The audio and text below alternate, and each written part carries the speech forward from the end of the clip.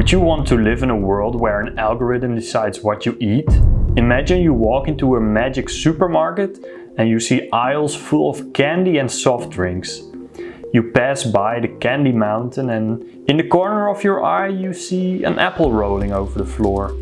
But the taste of the sweet melting ice cream in your mouth is so overwhelming that you barely notice it. Would you feel a sense of helplessness and imprisonment? Or are you looking forward to having your strawberry flavored Pop Rocks for breakfast because it's the only thing you're familiar with?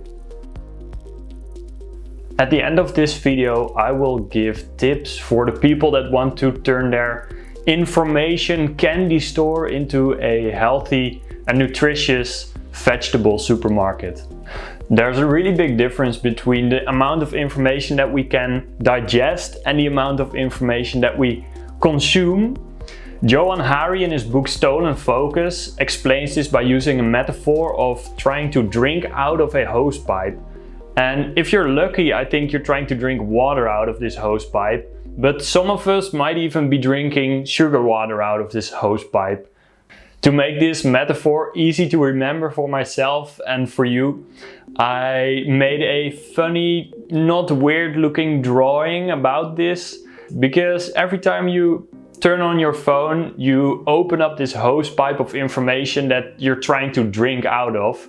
We are consuming about 174 newspapers in information every day, and that was in 2007. So I would say that every day, depending on your lifestyle, you're currently consuming about 200 old school newspapers of information through the different forms of media that you are using. I think food is the perfect metaphor for consuming information for three reasons. The first is that just like food, we need information, but it's all about the type of information that we are consuming that determines everything that's inside of our mind, the content inside of our mind, and also the long-term effects of this. And the second reason is that if you think about it, food is a lot like the content we consume, because some food and some content is really easy to digest and it doesn't contain any fibers or nutrients.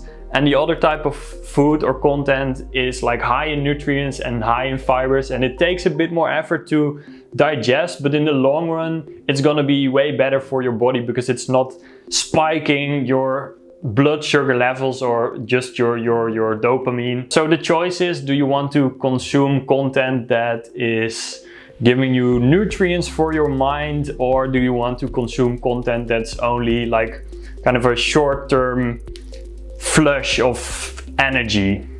And the third reason I think this is a really good metaphor is because with food and with content we consume, there's both a really complex algorithm behind it. But for the content, it's an actual algorithm, and for the food, it's the bacteria, the healthy, happy bacteria that are living inside of our gut. Depending on what you feed these algorithms or these little jungles of bacteria, they are going to give you suggestions on more of this type of content or food.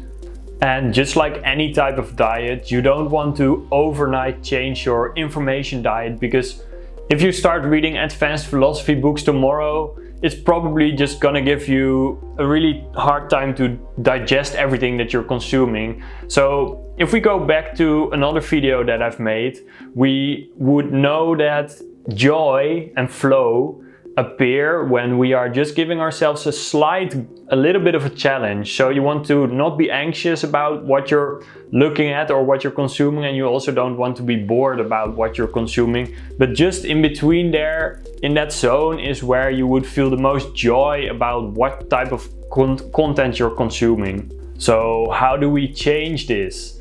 In the video about phone addiction, I also talked about being our own choice architect. So we want to set up our surroundings in a way that makes it easy for us to make the right choices. So the first out of the 4 steps would be to just go to your home screen. And then the second step, it's gonna be the most difficult step because I've tried it and I actually failed twice in doing this.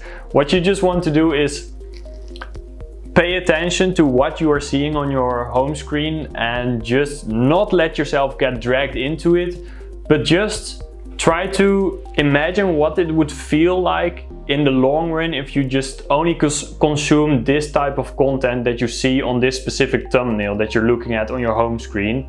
Would it be like a sugar glazed donut, or would it actually be some nutrients for your mind? Like, really try to imagine what would you feel if you would be consuming this type of content in the long run.